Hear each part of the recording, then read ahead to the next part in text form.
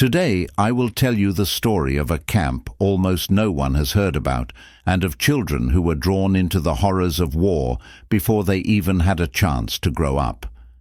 In the archives of the Third Reich there is a folder without a title. On its cover there are only numbers, 12-7. Inside are meticulous records from German doctors and a single word that was long difficult to translate: Kinderblutspender, child blood donors. This was a cruel and tragic reality, but it really existed. Today you will hear how the children survived, how they held on to each other, and how they maintained hope and strength of spirit when it seemed that there was no escape. If you are interested in stories like this, subscribe to the channel and hit the like button so you won't miss the continuation. It was autumn of 1942. On old maps, this place does not appear. In German documents, it is marked only with the code Arbeitslager 12-7. To the local residents, it was simply the camp beyond the river.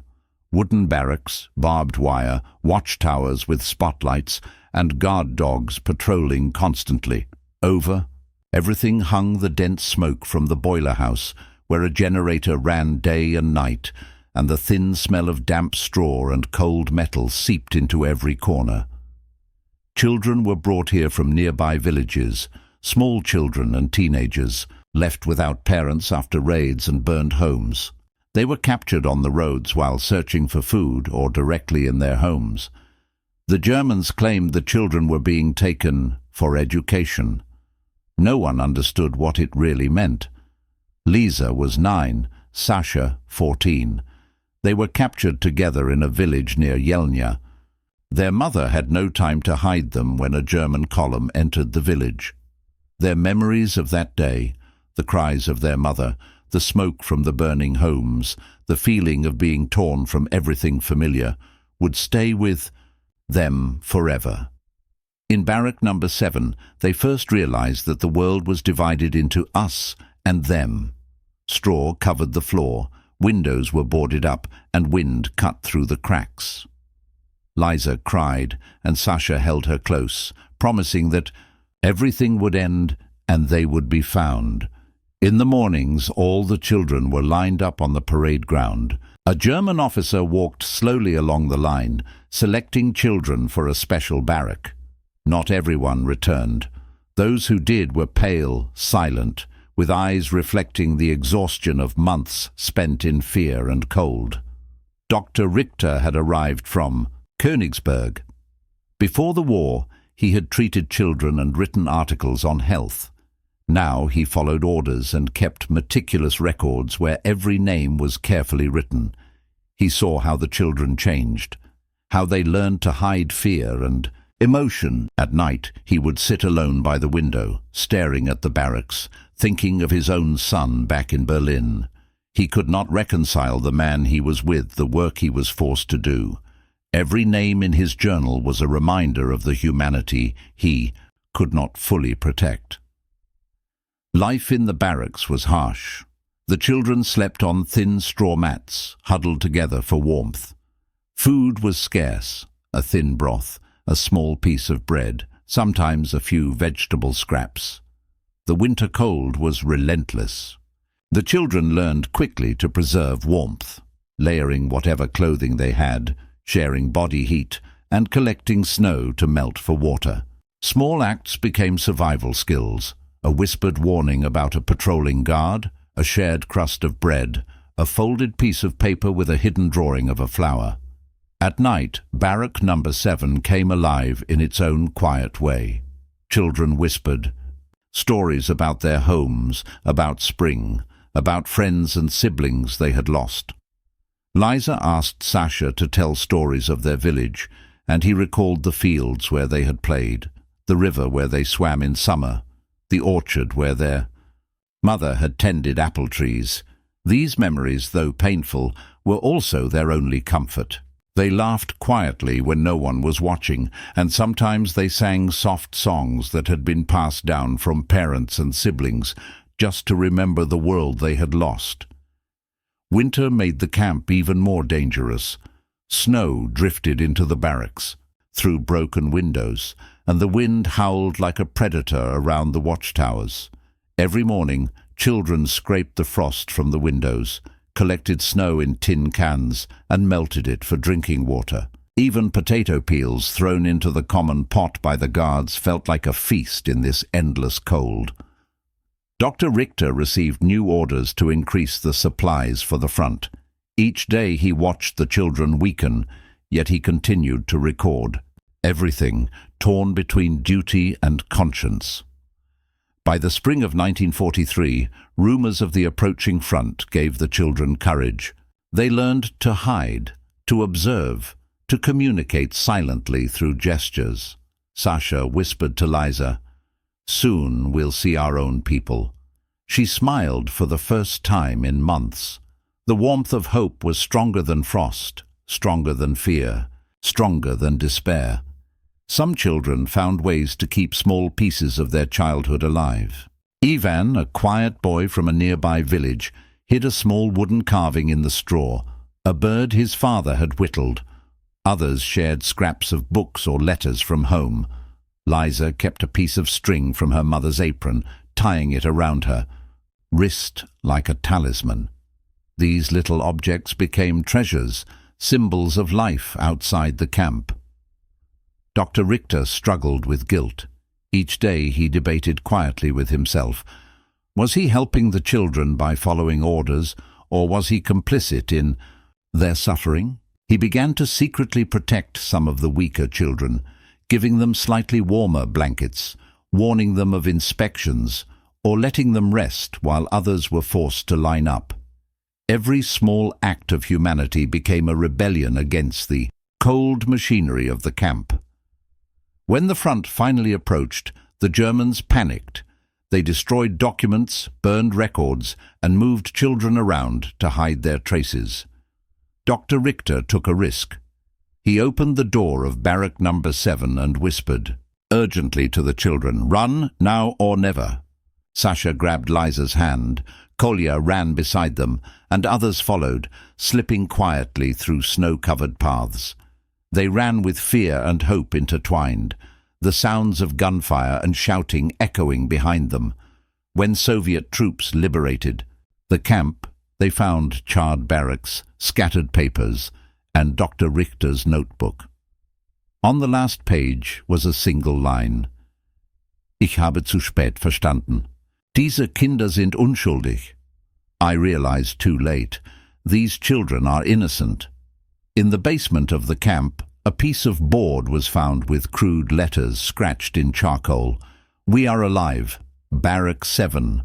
This was the story of barrack number 7, a place of fear, suffering, and yet, amid the darkness, a testament to hope, resilience, and the strength of children who refused to give up even when the world around them had turned to ashes. After the liberation of barrack number 7, the surviving children faced a strange, uncertain quiet. The snow had begun to melt, revealing the frozen mud and debris that surrounded the camp. The world beyond the barbed wire seemed distant, almost unreal, yet it promised the first taste of freedom many of them had ever known. But freedom was fragile, and danger had not yet disappeared. The children had been changed. They were no longer simply children. They were survivors, carrying memories of fear, loss, and endurance too heavy for their years. Liza, now a little older in spirit though still small in body, clutched Sasha's hand as they walked among the ruined barracks. The cold that had pierced their bones all winter lingered in the air, but the sun, weak though it was, brought a fragile warmth that reminded them that life could continue. They encountered other children, some silent, others too loud with grief and relief, each carrying scars visible and invisible. Among them was Ivan, the quiet boy who had hidden the wooden bird, his small eyes reflecting a wary hope. Together, they tried to imagine what it meant to be safe, to be children again. The liberating soldiers brought aid, among it Red Cross workers and supplies. The sight of warm blankets, canned food, and fresh water was almost surreal. Some children wept, openly for the first time in months, their bodies relaxing as they finally allowed themselves to feel exhaustion and relief. But the camp itself remained haunting. The barracks were burned, floors strewn with straw and ash, the walls marked with names scratched in haste and fear. The children walked carefully, as though treading through memories as much as through physical space. Dr. Richter, who had survived and remained near the camp, watched from a distance. His face was etched with years of inner conflict. He had saved what he could, warned the children when possible, and now he felt a strange mix of relief and despair. The orders had ceased, but their echoes remained. Every child's pallor, every trembling hand, every haunted look reminded him that the consequences of his compliance lingered even as the war moved forward.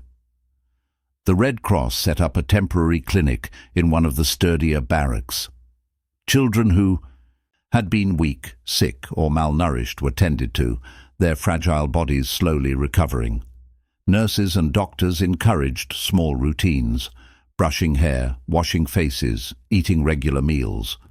These routines, simple as they seemed, were revolutionary for children who had known only deprivation, fear, and constant movement. They began to regain not just strength, but something more elusive, a sense of dignity. Yet the shadow of the past remained.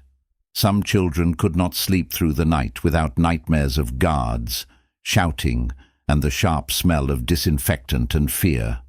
Liza would wake, heart pounding, whispering to Sasha, "It's only a dream," even as her own mind recalled the harsh reality of Barrack Number 7.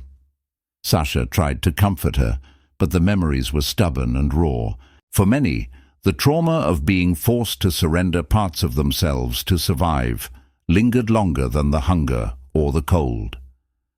Among the children, friendships began to form in cautious, tender ways. Ivan taught the younger ones to identify edible plants in the nearby forest, using knowledge his parents had shared before the war. Kolya, the older boy who had run beside Lisa and Sasha during the escape, became a protective figure, always keeping an eye on the smaller children and whispering instructions if soldiers or adults approached too closely. Even simple games, tossing a ball, racing through the snow, drawing pictures in the mud, became acts of rebellion against the memories that threatened to trap them forever in the past. Dr. Richter spent long hours in the clinic, observing, guiding and occasionally scolding those who were too reckless. He had changed too. The cold detachment of the camp had been replaced by a quiet, almost desperate humanity. He spoke softly to the children, encouraging them to speak about their feelings, to remember the names of those lost, and to understand that surviving did not mean forgetting. In these conversations, small sparks of trust and healing began to emerge. By the spring, the surrounding forest had begun to stir with life. Birds returned, buds appeared on trees, and the thawing snow revealed flowers struggling to grow through the mud. These tiny signs of renewal mirrored the subtle changes in the children. Liza picked a small flower and tucked it into her hair, a gesture that would have been impossible in the depths of winter. Sasha smiled faintly, feeling that even in the wake of terror, some beauty persisted. Red Cross workers documented every child, recording names, ages, and health conditions. These records were more than administrative notes. They were proof that the children had existed, that they had survived. Each entry was a small act of recognition, a validation of life that the camp had tried to erase. The children began to receive letters from surviving relatives or distant acquaintances. Even a few words on a tattered piece of paper brought laughter, tears, and a renewed connection to the world beyond the camp. As the weeks passed, new routines were established. Children helped with chores, learning to cook simple meals, clean the barracks, and care for one another. They shared stories late into the night, whispering about home, spring, and the day they would return to villages that might no longer exist. These whispered conversations became a new form of resistance, a way to reclaim voices that had been silenced. Yet the memory of forced blood donations, of being treated as objects for others' survival, remained. Lisa often touched the scar on her arm from the needle, thinking of the pain she had endured, of the fear she had felt. Sasha would hold her hand, saying nothing, understanding that words could not erase the past. Dr. Richter, watching quietly from the corner of the room, felt the weight of responsibility and helplessness. He realized that true healing would take years, decades perhaps, and that the war's impact would linger long after the snow had melted and the barracks had been repaired. By summer, the children had grown stronger. They played outside in small groups, ran along forest paths, and began to speak freely without fear. Yet every once in a while, a sound, a shout, a sudden movement reminded them of what they had endured. The camp was no longer a place of terror, but the memories lived within the children, shaping them, teaching resilience, and fostering bonds that might never have existed in normal circumstances. Dr. Richter recorded the final notes in his journal. Names, dates, small observations of recovery and growth. His handwriting was careful, deliberate. Each entry was a testament to the children's survival, a record that they had not been erased. And somewhere in the quiet of the camp, Liza, Sasha, Ivan and Kolya sat together, sharing stories, laughing softly and feeling, for the first time in years, that life could go on. Barrack number 7 had been a place of fear, suffering and loss. But in the aftermath, it had also become a place of hope, a testament to the strength of children, the courage of the human spirit, and the small acts of kindness that can endure even in the darkest times.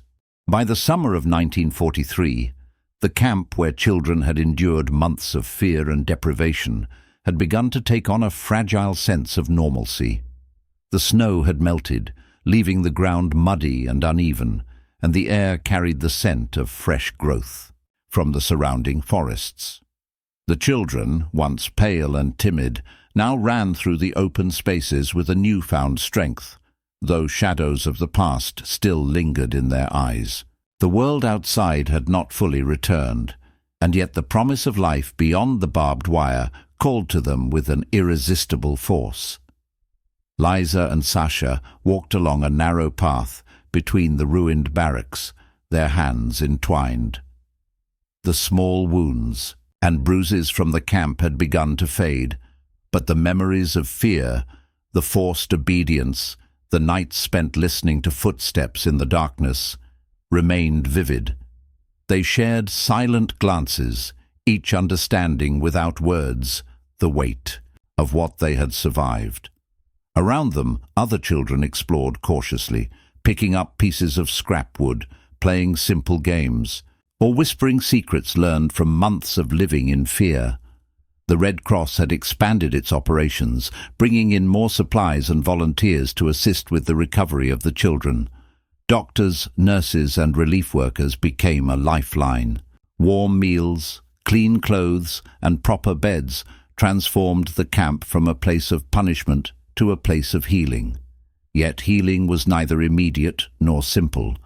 Many children struggled with nightmares, waking in panic as they relived the horrors they had endured. Liza often woke in the middle of the night, heart racing, and Sasha would hold her close, murmuring softly that they were safe, that the world outside had changed, that freedom was real. Dr. Richter remained at the camp, torn between relief and guilt. His role as a physician had shifted from the cold, bureaucratic compliance of the past to quiet acts of protection and guidance. He walked among the children, observing, listening, offering advice, and sometimes scolding when necessary. Every small gesture mattered. A shared blanket, a whispered word of reassurance, a careful explanation of how to handle fear. These acts of care became the foundation upon which the children began to rebuild themselves. New children arrived from other liberated camps, bringing with them their own scars and stories. Some were silent, withdrawn, clutching the remnants of possessions they had saved. Others were loud, bursting with energy, unaware that the world could also hold danger. The children of Barrack Number 7 welcomed them cautiously.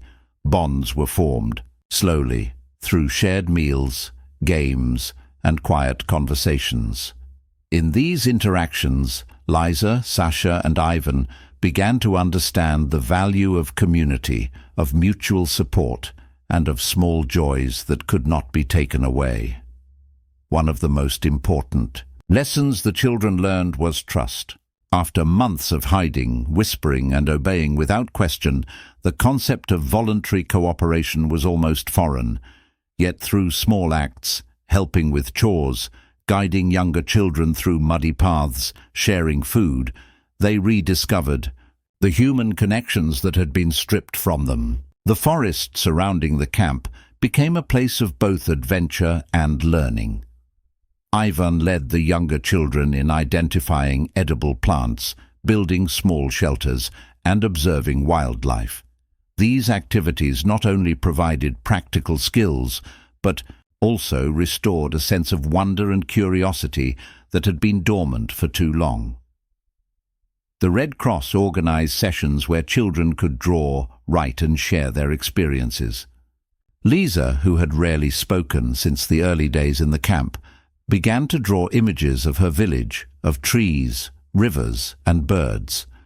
Sasha wrote short stories about adventures in the forest, imagining worlds where fear did not exist. These creative outlets became a form of therapy, allowing the children to process trauma in ways words alone could not achieve. By late summer, the camp was a hub of quiet resilience. Children worked together to repair damaged buildings, tend small gardens, and prepare meals under supervision. They learned basic hygiene and health practices, gradually regaining strength and confidence. Every small victory, a harvested vegetable, a cleaned room, a successful game, reinforced the understanding that life could continue and that they could actively shape it. Yet the shadows of the past were never far. Some children became withdrawn, staring into space for hours, lost in memories of barracks, guards, and the constant threat of danger. Nights remained difficult, as dreams often replayed the events that had scarred them. Liza sometimes woke screaming, unable to distinguish past from present, and Sasha would sit quietly by her bed, offering comfort in silence. Dr. Richter monitored these episodes closely, understanding that recovery was as much about patience and presence as it was about medical care. Over time, small moments of joy began to multiply. Children laughed freely, played tag in the open fields, and shared stories of a world beyond the camp. Letters from surviving relatives brought hope, reconnecting children with families who had thought them lost. Each letter was a thread linking past to future, a reminder that even in the darkest times, bonds endured. By the fall, the camp had transformed.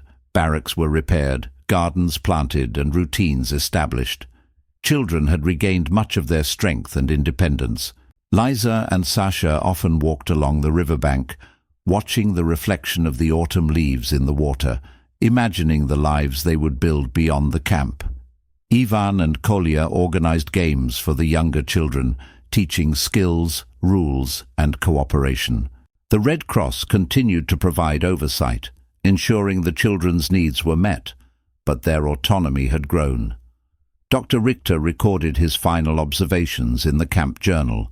His handwriting was deliberate, careful, filled with names, dates, and notes on health, behavior, and recovery. Each entry was more than a record. It was a testament to survival, resilience, and the ability of the human spirit to endure. The camp had been a place of suffering, but it had also become a place of learning, of small victories, and of hope. Barrack number 7 had been a site of fear, loss, and unimaginable hardship. Yet in its aftermath, it became a place of beginnings. The children, once prisoners of circumstance, had reclaimed a measure of their childhood. They had learned to trust, to laugh, and to care for one another. They had survived not only physically, but spiritually, and carried with them lessons of resilience, courage, and hope that would shape the rest of their lives. In the end, Barrack number 7 was no longer merely a location marked on maps or in bureaucratic records. It had become a symbol, a story of survival against impossible odds, of human strength in the face of cruelty, and of the small, persistent light of hope that refuses to be extinguished even in the darkest times.